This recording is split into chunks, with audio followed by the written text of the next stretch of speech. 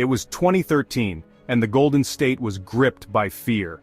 The largest manhunt in California history was underway, but this wasn't your typical fugitive case.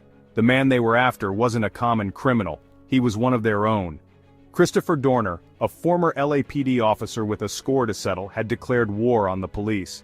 He was armed, dangerous, and fueled by a rage that sent chills down the spines of everyone from San Diego to Sacramento. The news was filled with his face, a haunting reminder that nowhere felt safe. Schools were closed, checkpoints were everywhere, and the usually sunny disposition of Californians was replaced with a palpable anxiety.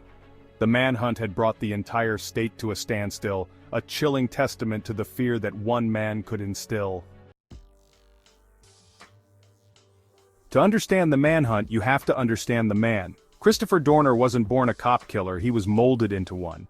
His story is a tragic tale of how a promising young officer, fueled by a thirst for justice, could become the target of the very system he swore to uphold. Dorner's career in the LAPD began with promise. He was a decorated officer, a veteran of the Navy, and someone who seemed destined for great things within the department. But beneath the surface, a darkness was brewing. Dorner believed he had witnessed and reported excessive force by a fellow officer. He thought he was doing the right thing, standing up for what he believed in.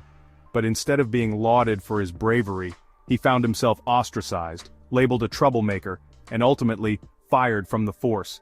The LAPD's decision to dismiss Dorner would prove to be a fatal error, igniting a fuse that would explode with devastating consequences.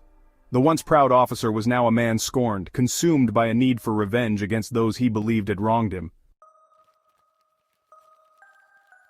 Dorner's firing wasn't just a personal blow, it was a breaking point. It shattered his faith in the system he had pledged to serve, transforming him from a protector into a predator.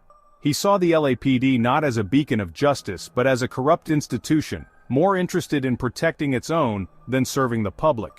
His anger festered, growing into an all-consuming rage that he channeled into a chilling plan. Dorner penned a manifesto, a rambling, rage-filled document that laid bare his grievances against the LAPD and outlined his terrifying solution: unconventional and asymmetric warfare. This wasn't just about clearing his name anymore, it was about exposing the LAPD for what he believed it truly was. He vowed to target not just those who had wronged him personally, but also their families, a chilling escalation that marked a terrifying turn in his vendetta. The stage was set for a one-man war against the LAPD, a conflict that would pit a former officer against the very institution that had trained him, pushing the city of Los Angeles to the brink of chaos. Dorner's manifesto, titled Last Resort, was more than just a list of grievances. It was a declaration of war. He meticulously detailed his experiences within the LAPD, naming names and outlining specific instances of what he perceived as corruption and brutality. He railed against the racism and hypocrisy he saw within the department, painting a picture of an organization more concerned with protecting its own than serving the public. He saw himself as a soldier fighting back against a corrupt system, a lone wolf striking fear into the heart of a beast that had wronged him. The manifesto, published online, spread like wildfire. It was a shocking glimpse into the mind of a man pushed to the edge, a chilling reminder that beneath the veneer of normalcy lurked a capacity for violence that few could comprehend. The LAPD, once dismissive of Dorner's claims, was now forced to confront the monster they had created. Dorner had become a symbol of their worst fears, a walking, talking indictment of the very system they represented. Section 5, Targets Acquired. The manifesto was just the opening salvo in Dorner's war. He had declared his intentions, and now it was time to act. On February 3, 2013, he set his deadly plan in motion, targeting those he held responsible for his downfall. His first victims were the daughter of a former LAPD captain and her fiancé, a chilling reminder that this wasn't just about targeting fellow officers, but also those closest to them. The message was clear: no one associated with the LAPD was safe. Dorner's rampage continued, a deadly game of cat and mouse that spanned across Southern California. He ambushed police officers, leaving a trail of carnage in his wake. He was ruthless, calculating, and seemed always one step ahead of the massive manhunt launched to apprehend him. The city was on edge, living in fear of the next attack. Dorner had become a phantom, a boogeyman lurking in the shadows, his every move tracked by a terrified public glued to their television screens. Section 6. Days of Terror. As days turned into nights, the body count rose. Dorner was relentless, striking with a precision that spoke to his training and knowledge of police tactics. He knew how they operated, where they would be, and how to exploit their weaknesses. He used his military experience to his advantage, employing guerrilla tactics that kept the police guessing. He was a ghost, disappearing into thin air after each attack, leaving behind a trail of fear and uncertainty. The manhunt was unlike anything California had ever seen. Thousands of officers were deployed, helicopters buzzed overhead, and a sense of paranoia permeated the air. Every car backfiring, every unexpected noise sent shivers down the spines of a terrified populace. Dorner had become a symbol of chaos, a force of nature that had upended their lives and left them questioning the very fabric of their reality. Section 7. Cornered.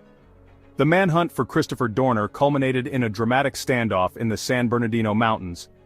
Acting on a tip, law enforcement descended upon a remote cabin, believing they had finally cornered their prey.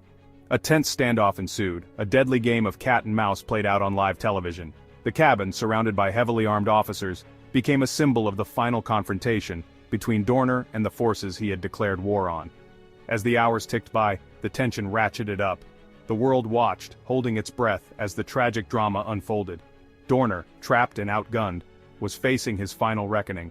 The siege ended in a fiery climax, the cabin engulfed in flames as gunfire erupted. Dorner, refusing to be taken alive, had chosen his own ending, a final act of defiance against the world he believed had wronged him. Section 8. Martyr or Madman. In the aftermath of the manhunt, the questions lingered. Was Christopher Dorner a cold-blooded killer or a victim of circumstance driven to desperate measures? Was he a martyr for police reform, or a madman who deserved his fate? The public was divided, some sympathizing with his claims of corruption within the LAPD, while others condemned his violent actions. His manifesto, a chilling reminder of his rage, became a subject of intense scrutiny, dissected for clues to his motives and the events that led to his deadly rampage.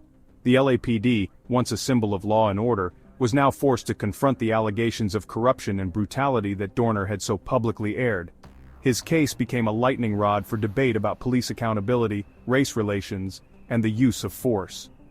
Dorner's legacy, complex and contradictory, continues to spark debate to this day. He remains a cautionary tale, a stark reminder of the devastating consequences of unchecked power and the fine line between justice and revenge. Section 9. The Dorner Effect. The Dorner case didn't end with his death. It sparked a national conversation about police brutality and accountability. The LAPD, once seen as untouchable, was forced to confront its demons. Dorner's claims of racism and corruption, once dismissed as the ramblings of a disgruntled ex-cop, resonated with many who had long felt marginalized and mistreated by law enforcement.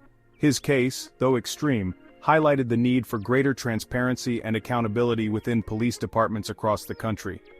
The Dorner Effect, as it came to be known, was a wake-up call, a stark reminder that the men and women sworn to protect and serve were not above the law.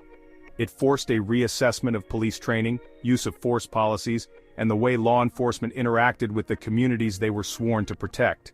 Dorner's legacy, though forever linked to violence and tragedy, also served as a catalyst for change. It forced a nation to confront uncomfortable truths about its justice system and the need for reform. His name, once whispered in fear, became a rallying cry for those demanding justice and an end to police brutality.